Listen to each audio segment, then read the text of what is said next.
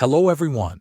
In this video, I will show you how to write a review on Booking.com. First, open your email inbox and look for the message from Booking.com that says, "How was your stay?"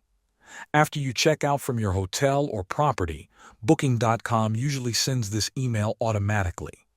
Open the email and click on the review link inside it. This will take you directly to the review page. You can also leave a review through your Booking.com account. Start by opening the Booking.com website or mobile app. Log in using your email and password. After logging in, go to the section called My Bookings and Trips.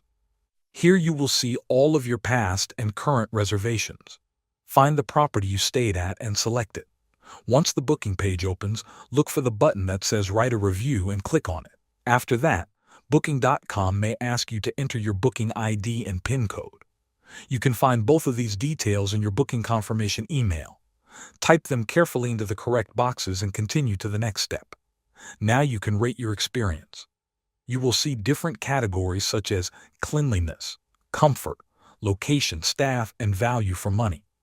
Select the rating that matches your experience. You can also write a short comment about your stay to help future guests understand what the property is like. When you finish writing your review, check everything once more and click the Submit button. Your review will then be sent to Booking.com and published after approval. Thanks for watching.